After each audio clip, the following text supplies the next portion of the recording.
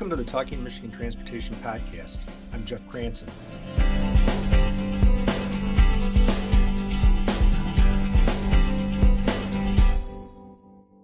This week, I'm pleased to have with me Lloyd Brown, formerly the Communications Director for AASHTO, the American Association of State Highway Transportation Officials, and now doing communications work for the consultant HDR.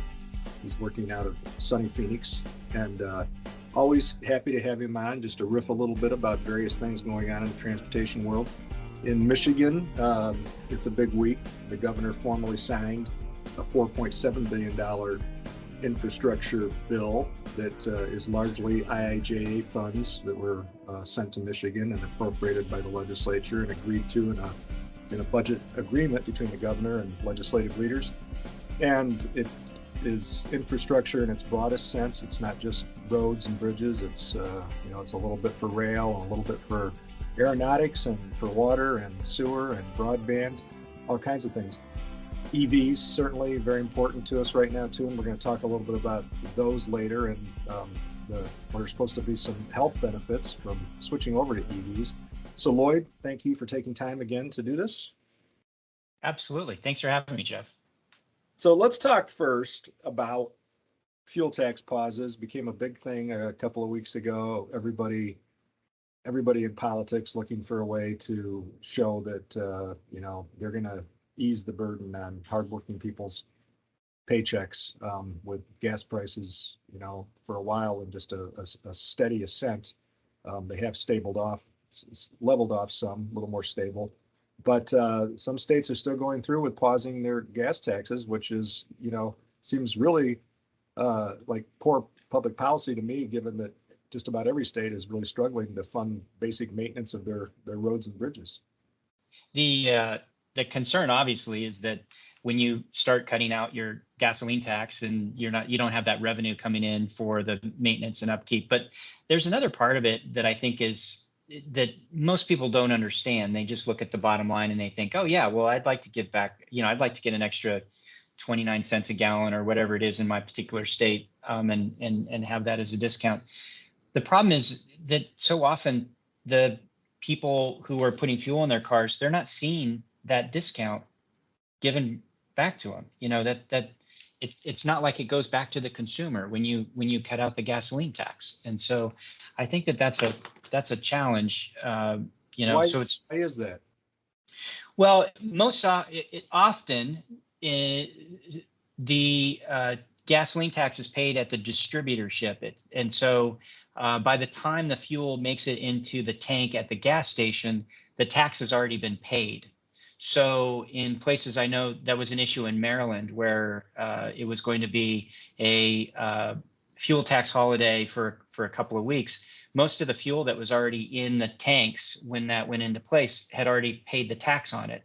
So are you going to then give a discount to the gasoline distributors who've already paid the tax? And how do you calculate how much fuel is in the tanks? It becomes administratively a bit of a challenge.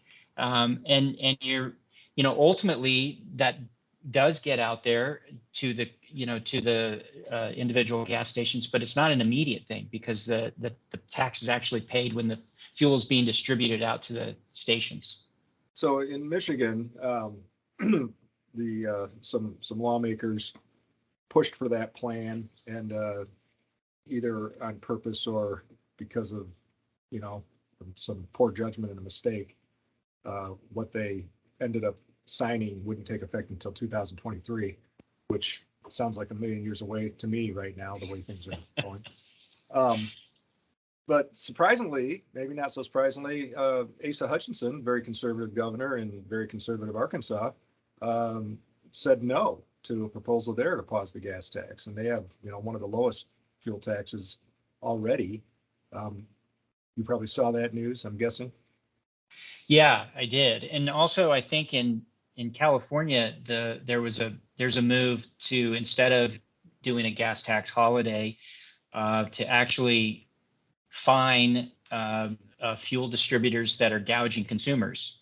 So it's taking that whole idea of okay, you're not giving the break to the consumer, but you're turning around and holding the fuel companies, the gasoline companies, accountable for running up prices on people in a situation where maybe there's uncertainty in the marketplace. Yeah, and I saw that, but what I didn't see was any in-depth explanation of how they do that kind of investigation and enforcement in a hurry.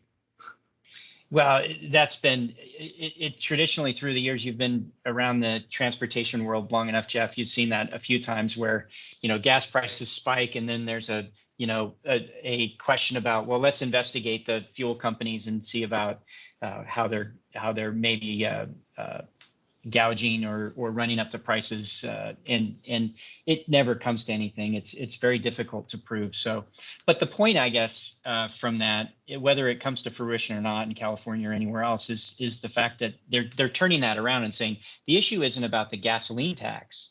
The issue is about how do we manage prices in a way that people aren't seeing these exponential increases overnight at the fuel pump.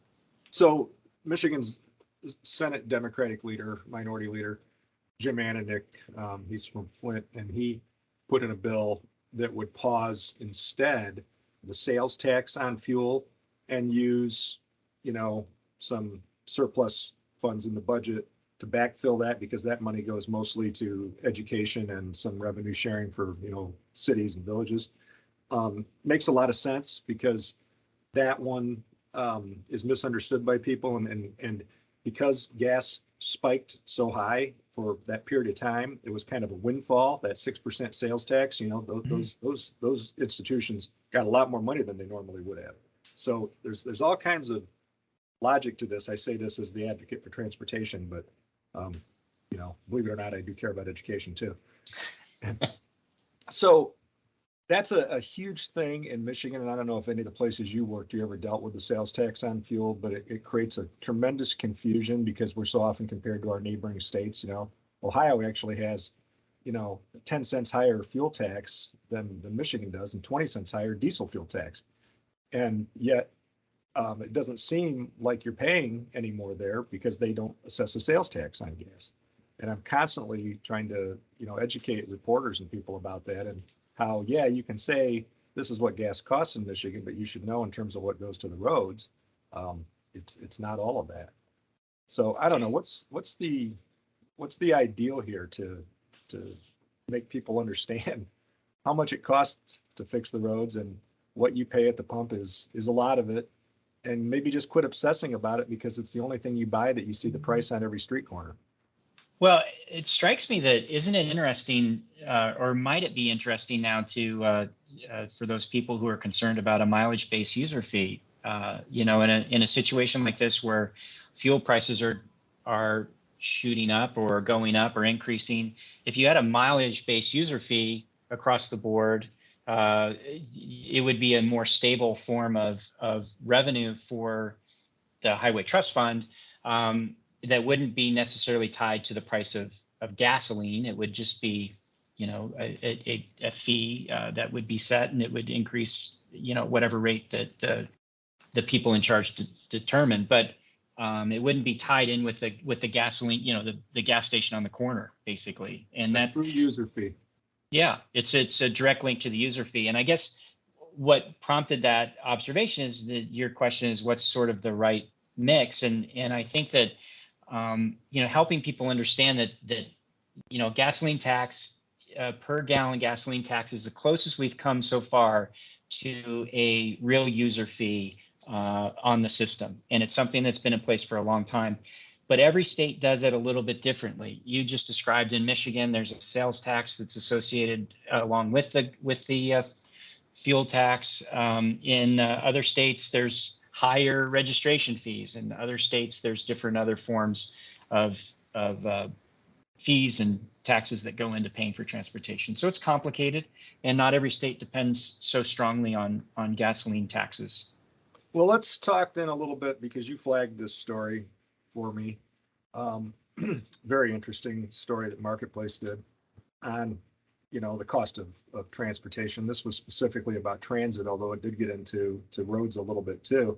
But kind of shocking numbers, that they threw out there in terms of the cost per mile building something related to, like the subway system in New York or anywhere in the US compared to, projects in Madrid and in Paris. And they came up with some decent answers as to why it is and why it costs so much. But what was your takeaway from that story? Well, I think one of the strongest observations was the professor from NYU who studies these issues and compares different costs around the world. And what he observed is that in France and Paris, they've been building out and improving their subway system really nonstop since they first built it. And so they're constantly working on it and expanding it and building it out and making sure it's maintained well. Whereas in the United States, we build it and then we kind of walk away from it and say, what did he say? We took like 70 years off. He says 60 to 70 years off of, yeah. We built the New York system and then didn't go back into the city of New York to do any sort of major improvements for another 60 or 70 years. Which was that number similar in DC where you were a frequent Metro user? I'm not sure it was as long because I think large portions of the WMATA system there in DC were built out I think it was the 70s and in the 1980s, but the 70s for sure.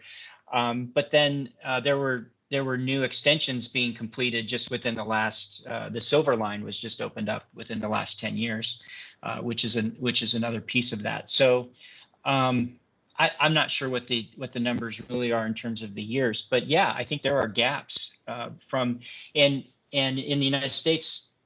Let's take WMATA, for instance. They're building out the Silver Line while other portions of the system, the escalators don't work and the rail cars are catching on fire. So taking all those stairs at the Dupont Circle a couple times. Yes, absolutely. Me too. We will continue the conversation right after a quick break. Hey, did you see that sign on the side of the road? What about those workers? Are you even paying attention to how you're driving? Work zone awareness takes all of us.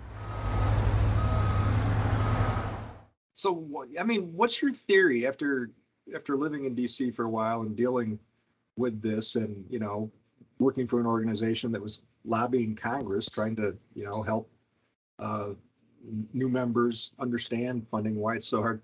Why is it different in European countries and Asian countries and really just about anywhere else? The mindset here is like you said, it's like, well, we built it and there wasn't like a sense of ownership from the start that this is going to cost a lot to build, but it's also going to cost a lot to maintain. And well, I think that one of the things that we do here well in the United States is process. And we certainly do a public involvement process. We do the environmental process that has a public involvement process as part of that. There's the engineering processes, and when you begin to link all of these things together, it takes a lot of people power to get through the plans and the studies and the designs. The other thing is people will go in and they'll go in ahead of development. I've seen this happen in my home state of Washington State when we knew that there was a highway expansion that was on the plans. People went in ahead and they bought the land ahead of it, and then all of a sudden the land became more valuable, and so now you're negotiating with higher real estate. There's just so many reasons why, but I think process is a big contributor. One of the items that's cited in the story, the marketplace story, was that in New York, the subway, that they wanted to put these screens on so that they matched up with the doors of the subways to keep people from falling onto the tracks. And they realized that with all the different versions of the rail cars, that none of the doors lined up and opened at the same spots. It's going to cost $100 million. Yeah. So. Yeah. But, I think it goes deeper than that. And I think it's cultural, and not that this hasn't slipped into European countries, but the ongoing erosion of faith and trust in our most basic institutions in this country, government, religious organizations, the Rotary Club. It's just, it goes deep, and it creates a suspicion, and it plays to that inertia to never support tax increases. And as we talk about all the time in transportation, you can call them taxes, but really they're user fees. And the best structures are set up as user fees.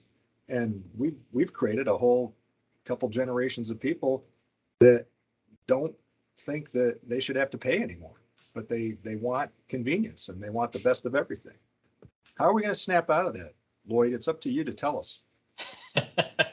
Well, Jeff, you've got a head start on me thinking about that, so I'm not sure I've got much more I can throw at it. But I think you're right. There is a sense that we want our system to work and function at its highest and most efficient levels, but we want also then to not have to pay a premium for that. And so how do we make that work? I know that there's a lot of really smart people around the country that are grappling with that every single day, and that I don't see a ready answer, to be honest with you. Well, then let's take on something that maybe there's some shoots of hope here. The Verge story that we talked about, citing American Lung Association report, saying basically that a major shift to electric vehicles and clean power grid could save tens of thousands of lives over the next few decades. Now, I think you'd be quick to point out that even if we reduce tailpipe emissions greatly, which is what EVs promise to do, it's still about the sources of the energy that fuels those batteries. What's your take on that? No, I think that's exactly right. And it, as much as we've seen the major automakers commit to and begin to really seriously deploy electric vehicles, and we're going to see a proliferation of those over the next 4 or 5 years. Right now, they make up such a small percentage of the overall light duty fleet, which is your basic general purpose cars and SUVs. When people say we're going to increase by 50% or 75%, they're still just really small numbers. So it's going to take a little while before the EVs are really out there and the fuels, the charging stations are all deployed. But the recent IIJA, the federal program that Congress passed is going to put a lot of money toward that. And I know states are working on plans around the country to figure out where the charging stations need to be and maybe what some of those standardized plugs need to look like and some of those sorts of things. So we're making progress. I think we're going in the right direction, but it can't just be, we can't just hang our hat that electric vehicles are going to solve all of our air quality problems right away. Yeah, it's a lot of things, but I thought it was interesting that they took a look at that and they said just the drop from tailpipes alone could prevent up to 110,000 premature deaths by 2050. That's a lot, and with what we saw for a long time in our cities, especially the increasing rates of asthma, especially among otherwise underrepresented communities, minority communities that tended to live in those areas. It's shocking. So if we're not going to move away, as some people would advocate, for multimodal transportation, if everybody's not going to be taking a train or a bus or a scooter, or biking to work, the shift to electric vehicles itself has to make a huge difference. I was driving along through a college campus this weekend, and I looked over on the sidewalk, and there was one of those little electric robots that had probably pizza or sandwiches in it that was rolling to a dorm room. And I thought that just took a vehicle, back when 35 years ago when I was in college, that was somebody in a old, Toyota Celica that was running around delivering pizzas, probably with half the tailpipe hanging off and everything else. So while I have issues with robots on sidewalks, sort of generally, those sort of the recurring trips, we're figuring out ways to maybe eliminate some of those, with drones and with these robots and some of those other things. And I think that ultimately is going to start contributing to some of the reduction in emissions as well at some point. Yeah, but when you were in college, depending on the time of night, don't you think there would have been people that grabbed that pizza before the robot could make its delivery? Yeah. Yeah, where I went to school for sure. Absolutely. Well, thanks, Lloyd. Anything else you want to touch on in our, semi-regular free-flowing transportation discussion? I think that even in the electric vehicle space, that there are going to be people who benefit over other people. I think there's always going to be a diversity, equity, inclusion sort of lens for these sorts of things. So, for instance, I was reading an article yesterday about these new vehicles that can charge your home basically when the power goes out, so people aren't building, and they can. So you charge them at night. Generator. Yeah, your car becomes a generator. So one of the usages that they're envisioning is you charge your vehicle overnight when the energy cost is less, and then during the day it trickle feeds back into your home during the day when prices are higher. Well, people who don't have electric vehicles or don't have that additional feature on their cars will not be able to take advantage of that. So that means they'll end up paying a higher price than those people who have this extra device. So there's always going to be, some sort of perspective on this where we've got people who are figuring out ways to sort of reduce costs and get by less expensively, and other people who are maybe going to be left behind. And I think we've always got to think about that when we're deploying technology is what is going to be the larger implication and larger impact on the broader system and how it relates to all people. Yeah, I think the forward-thinking, truly progressive people that are thinking both about EVs and AV technology and automated vehicles, and when we get to the point where there are dedicated lanes for automated vehicles, how are you going to make that accessible to everybody? And I know it's something that Secretary Pete has talked about and is cognizant of. I'm not sure how much is in IAJA that really addresses that, but you're right. That's going to be a huge issue going forward. I think part of what you're getting at, right, is that it's one thing to incentivize people to charge at night, but those people are probably the ones that have to work at night.